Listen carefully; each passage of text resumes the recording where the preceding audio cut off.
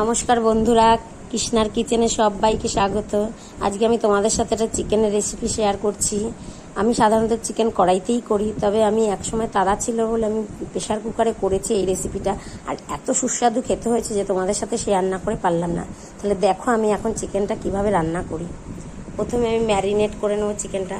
তার জন্য আমি কিছুটা টক দই দেবো।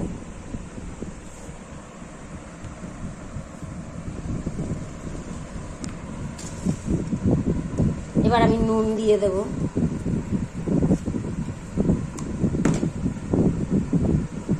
হলুদ দেব,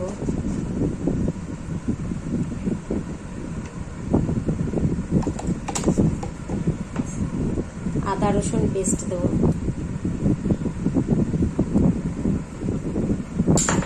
পেঁয়াজ কুচি দেব,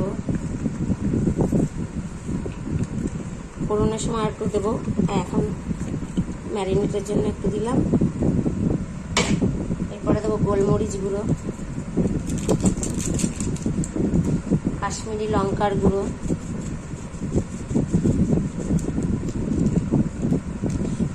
লাল লঙ্কার গুঁড়ো দেবো অল্প, ধনে গুঁড়ো দেবো, জিরে গুঁড়ো দেবো,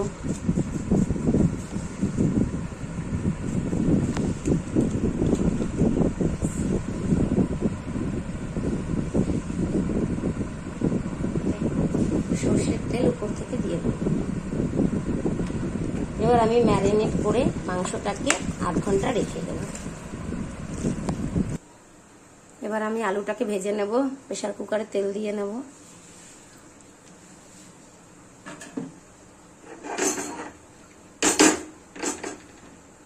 গরম হয়ে গেছে বন্ধুরা, এবার আমি আলুটাকে ছেড়ে দেবো।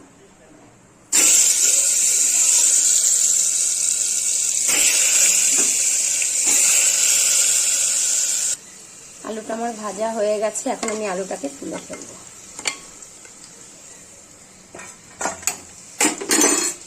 এই তেলের মধ্যে এখন আমি ফোড়ন দিয়ে দেবো, গোটা গরম মশলা আর একটা শুকনো লঙ্কা। মশলাটা ভাজা ভাজা হয়ে গেলে এবার আমি এর মধ্যে দিয়ে দেবো গোটা রসুন, পেঁয়াজ কুচি,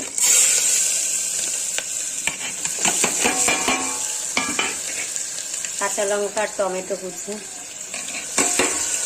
দিয়ে ভালো করে মশলাটাকে কষাতে হবে। একটু নুন দিয়ে দেবো।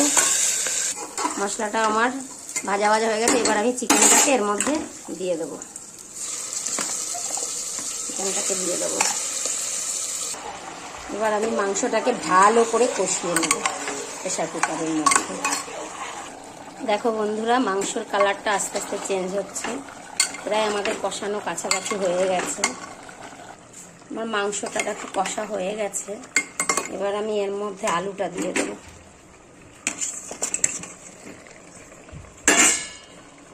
আলুটা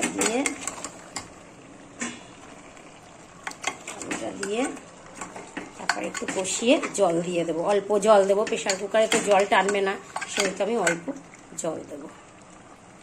আমি দু কাপের মতো জল দিয়ে দিলাম।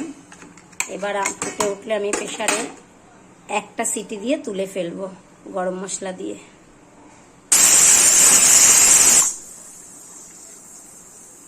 একটা সিটি দিয়ে আমি গ্যাসটাকে বন্ধ করে রেখে দেবো। স্টিম বেরোনোর পর আমি খুলে তোমাদের দেখাবো। একটা সিটি দেওয়ার পরে এবার আমি খুলে একটু ঘি আর একটু গরম মশলা দিয়ে আমি তুলে ফেলছি চিকেনটাকে। একটুখানি গরম মশলা দেব আর সামান্য একটু ঘি দিয়ে মাংসটাকে আমি তুলে ফেলব। হয়ে গেছে আমার চিকেন রান্না বন্ধুরা। চিকেনটা আমার হয়ে গেছে বন্ধুরা। এবার আমি গ্যাসটা অফ করে দিয়ে চিকেনটাকে তুলে ফেলবো। দেখো বন্ধুরা, মাংসটা দেখতে যতটাই সুন্দর হয়েছে, খেতে ততটাই সুন্দর। আমার ছেলে খাবে বলে বসে রয়েছে, ওকে আমি একটুখানি দেবো এবারে।